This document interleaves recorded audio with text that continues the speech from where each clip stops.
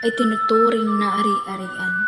Ang bawat sinulid ng ating buhay ay hinahabi ng mga kamay ng mga kalalakihan. Sa ilalim ng isang sistemang patriarchal, ang ating paggawa, katawan, yaman at kalayaan ay kontrolado. Lahat ay bahagi ng isang masalimuot na pagkakakulong.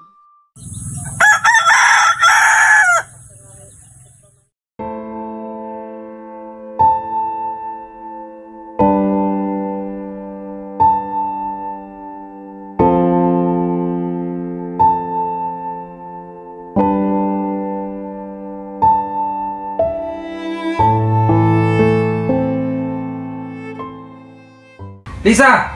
Bakit hindi mo pa iugasan niyang pinggan? Alam mo ang trabaho mo yan ah! Oo, Carlos. Pasensya. Ay, pasagot-sagot ka, Pap!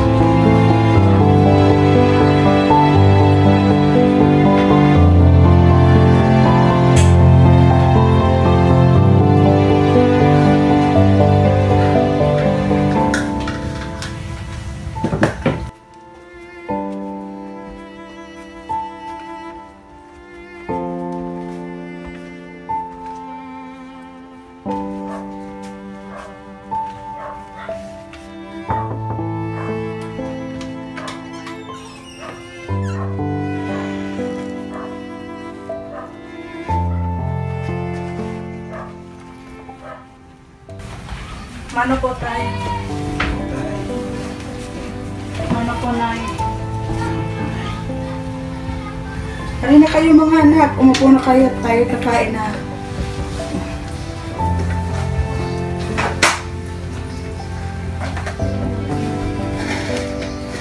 At ikaw, Lira, ba't palagi kang wala dito sa bahay? Pumirmi ka dito para makatulong ka sa gawaing bahay. Anong klaseng suot mo? Ba't maikli yan? Parang bayaran kang babae ah. Magbihis ka! Hindi naman ako naglalakad sa itay. Sadyang mga gawain lamang sa school na dapat kong tapusin. At itong damit ko, okay naman ah. Ito kasi ang bagong uniform namin. Gawain mo ka mo. Tigil mo yan. Matili na dito sa bahay at mag-asawa ka na lang at mag-alaga ka ng anak at asawa mo sa huli. At ikaw naman, Jay, mabuti mo yung ginagawa mo. Ikaw lang maasahan dito sa pamilya. At ang lahat ng ari-arian ay ipapamana ko sa iyo. Aba, siyempre naman, Tay. Ako pa. Huwag mo naman ganyanin ang anak mong babae. Anak mo pa din to ah. Magsitigil kayong dalawa. Ang busis ko ang masusunod sa pamamahay na ito. Oo, Carlos. Masusunod. Tingnan ko yung sagot mo.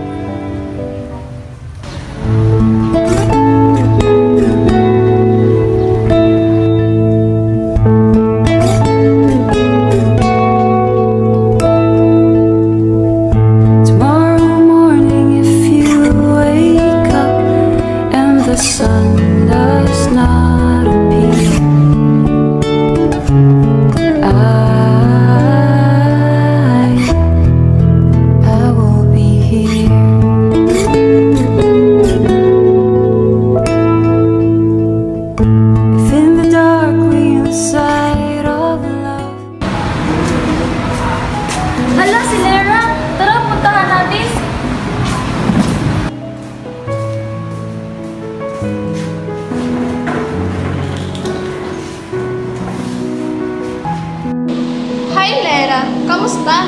Ba't ang tambay-tambay mo naman? Nothing's new. Nawawalan na naman ako ng kumpiyansa sa sarili. Sabihan ka ba naman ng papa mo na tumigil na sa kung anong ginagawa ko? Pwera daw wala naman ako mararating dito. At sa huli, mag-aasawa rin naman at maiiwan sa bahay. Saka, palagi na lang pinupuno mga damit ko eh. Maayos naman. Hay! Hays, ewan ko rin talaga bakit ganyan tingin nila sa atin mga kabataan. Kung tutuusin nga, mas matyaga pa nga tayo Hays, kapagod talaga kahit kailan. Hi, ikaw ba naman hindi ginusto? Sana talaga naging lalaki na lang ako at matanggap at pahalagahan man lang ako ni Papa. Iisipin na lang natin na tayo ay kakaiba at patutunayan natin sa kanila na may kaya tayong abutin sa buhay.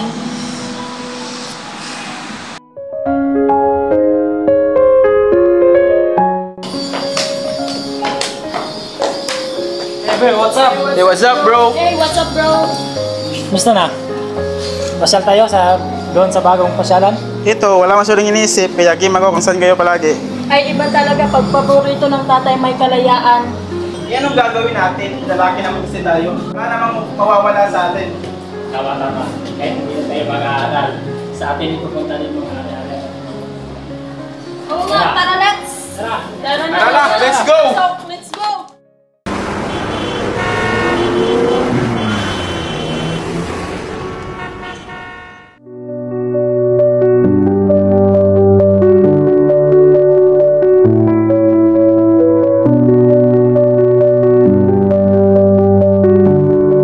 Good morning, ma'am. Good morning, ma'am. Ano po kailangan nyo? Gusto ko sanang kumonsulta tungkol sa birth control kasi ayaw ko na maragdagan ng mga anak ko dahil ang hirap ng buhay at saka ako lang naman din ang nagsasakripisyo. Sige po, pero resita lang muna ang ibibigay ko ha. Baka po kailangan nyo munang kumonsulta sa asawa nyo. Sige po. Salamat.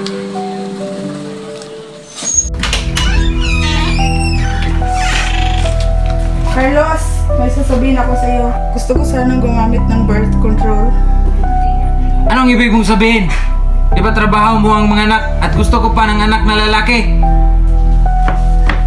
Ang katawan mo yakin, hindi mo pwedeng kontrolin sa sarili mo na hindi ko alam.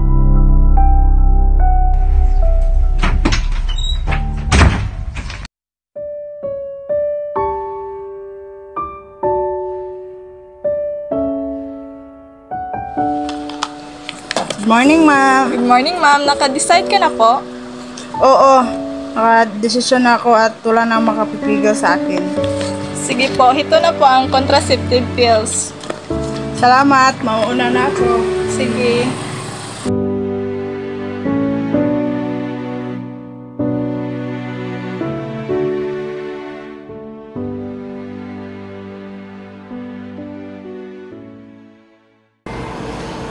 Kailan ko ba mararanasan ang pagiging buo ko?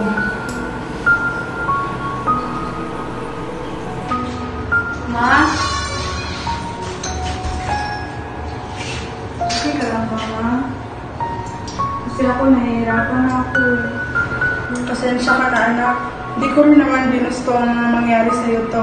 Hayaan mo, susuportahan pa rin kita sa anumang desisyon mo. Mahal na mahal kita, anak. Salamat, ma. Ang desisyon natin ay atin, ang katawan natin ay atin. Oh, my life is changing every day in every possible way.